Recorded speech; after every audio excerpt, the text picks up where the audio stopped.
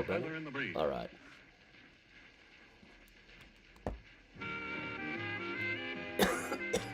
Good morning, everybody.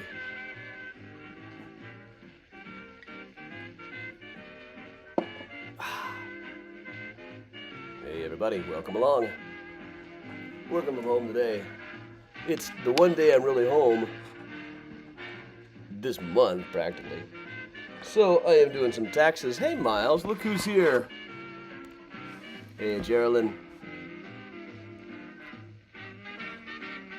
Aw, there's my boy.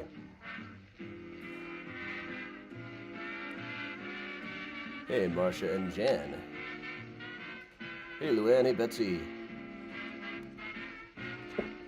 Hey, Gladys, Kathleen.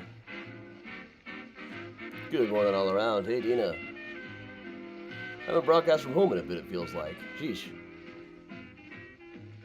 Been a busy couple of months. And still ongoing, too. I'm home tomorrow, but just part of tomorrow. Hey, Nancy in Denver. Hey, Karen. Morning, Diane. Hey, Cindy. Hey, Susan. Welcome along, everybody.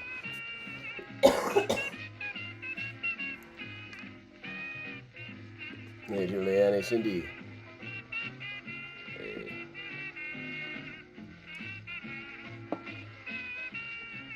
Yeah, today's like the only day I have to do my taxes, so I'm home.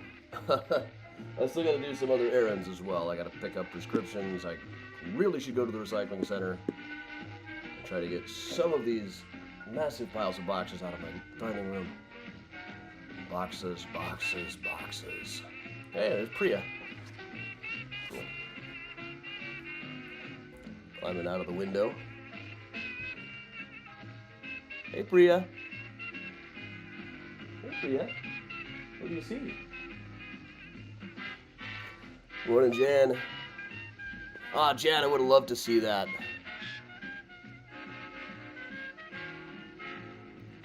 Drive home yesterday was rough.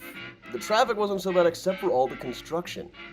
We had construction slow us down in southern Illinois. We had a lot of construction once we got to I-90. But no, picking a very small town was kind of the way to go. Hey, Julie. Over on YouTube. Glad to have you back. Hey, Joanne. Hey, everybody. Hey, Mary. We'll give it just a minute for everybody to get online. Of course, we're going to talk about eclipses today. It was quite an adventure yesterday.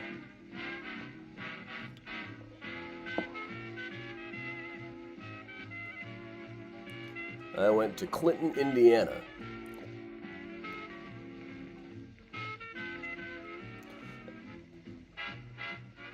And yeah, the difference when you see totality really is a totally different experience. I didn't realize it was quite as different. I guess I should have known. But no, totally different. Worth going to see. You only get so many chances to see this. Last time we really had totality in Chicago was a little over 200 years ago. Howdy-ho, Tom. Welcome, everybody. So, welcome along. We'll turn the Benny off for a second, as I really must do my taxes. So, welcome along, everybody. I'm Adam from Mysterious Chicago Tours, one of my rare days at home this time of year.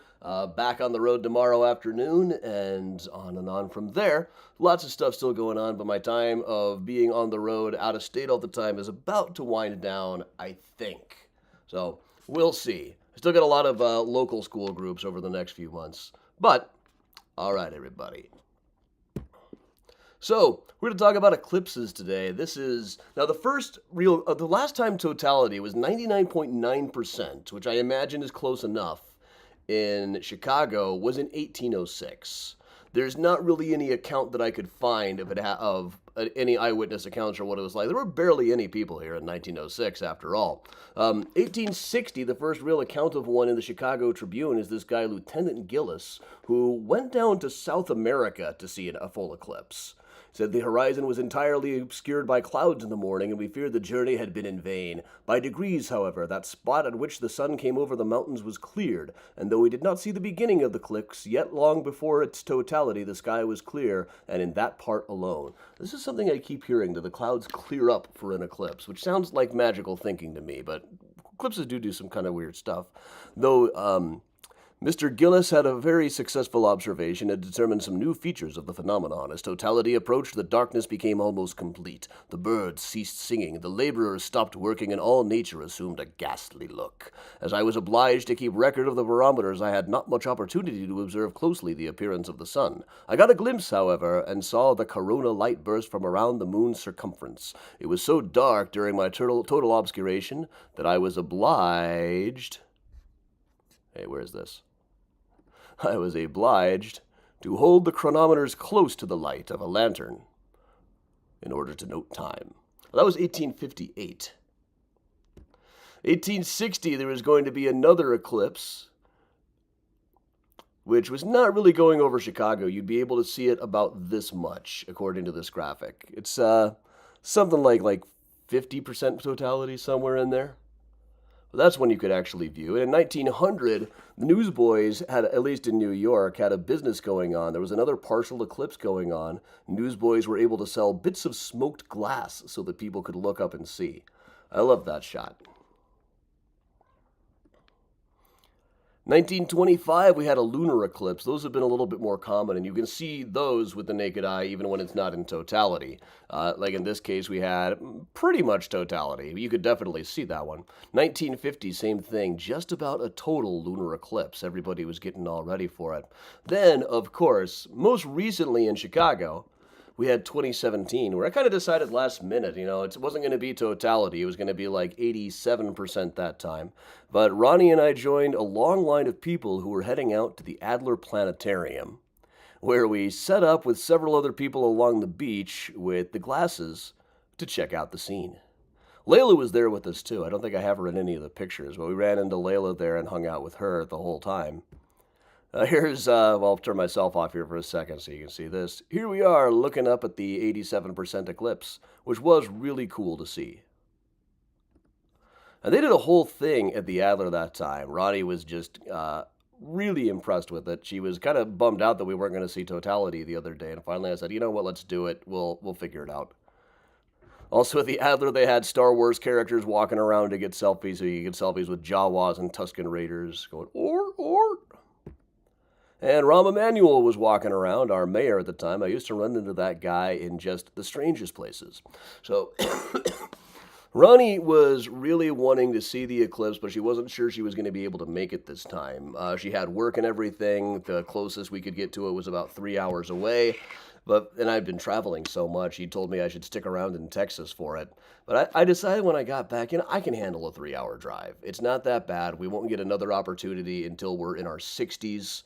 So why don't, I looked down at these roads along the border of Indiana and Illinois that I had taken to a Dylan concert back in May, and that was really a pretty pleasant drive. It's not like driving on I-90 at all. You pass through little towns every now and then. So I said, yeah, let's do it. We'll set up at a McDonald's or something. You can work there. So we ended up 8 a.m. at a McDonald's in Clinton, Indiana, about 3 miles away. This is typical of the traffic there. One of the locals inside the McDonald's said that he had never seen any more traffic than this in his entire life. I'll just kind of look at the guy who lived in Clinton, Indiana all his life. That was probably, in fact, quite correct. There wasn't a lot going on in Clinton. We sat there at McDonald's listening to this old guy talking through his conspiracy theories about the eclipse and Biden's sons and Hillary Clinton and Kyle Rittenhouse and on and on and on. Even his buddies were looking at him like, where did you get this information? It was like listening to Dale Gribble for quite a while. We just actually were sitting there laughing. And I kind of felt bad because he was clearly a sad, lonely, and stupid old man who had to live in Clinton, Indiana. So, well, we ended up, there was not a lot of traffic here. There was not a lot of crowds showing up. This was a town with kind of fallen apart, though they are putting in a new family axe throwing venue coming up soon, as you can see right there. So we ended up at this park. We looked for parks on a map and came and found this, which was a very, very small park with the Indiana flag that looks like a butthole with some poop coming out of it. And reasonably quickly determined that this is the kind of park where parents take their kids when they want to make it look like an accident. You can see this slide is mostly rust and disease. Over here you've got exposed power boxes. In the background you can see the disassembled jungle gym. Another couple with kids showed up for a while, but the kids kept trying to play in the jungle gym, so they finally decided they needed to go someplace less dangerous. This is you make it look like an accident here. This is really, it reminded me of like the kind of parks you'd end up in the early 80s sometimes. These are the exact parks we reminisce about in all those stupid Facebook posts we always put about, I'm from the generation that had to rewind the Atari in cursive from the hose until the streetlights came on. So, but we set up here, and we're eventually joined by exactly 2 other people with their kids who had also come down from Chicago. So we pretty much had this whole park to ourselves. Like a couple of locals came walking out into their driveway to take a look. One guy stepped out for a second, looked up when it was nowhere near totality, then went right back inside. But here we were, all set up with our Eclipse glasses.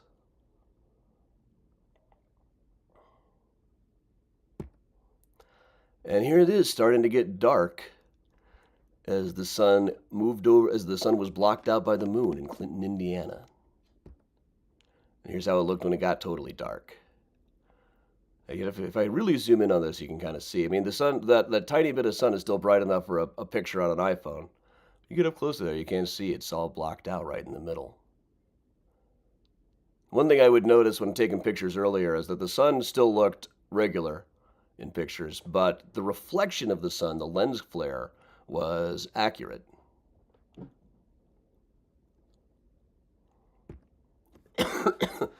There's Ronnie during totality with our new friends, who were also in the old bell. So we sat there just watching. A couple of scattered cheers were heard in the distance.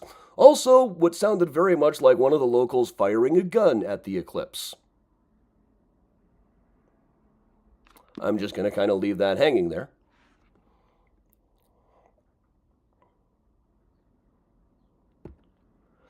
And Ronnie, you can see, was absolutely buzzed by this. I mean, it was really incredible to see, and something we don't have too many opportunities to see in the world. Now, there will be one in the UK, I think, in just a few more years. So if you really want to take the trip, and it is worth the trip, firing a gun at the moon during an eclipse does not work.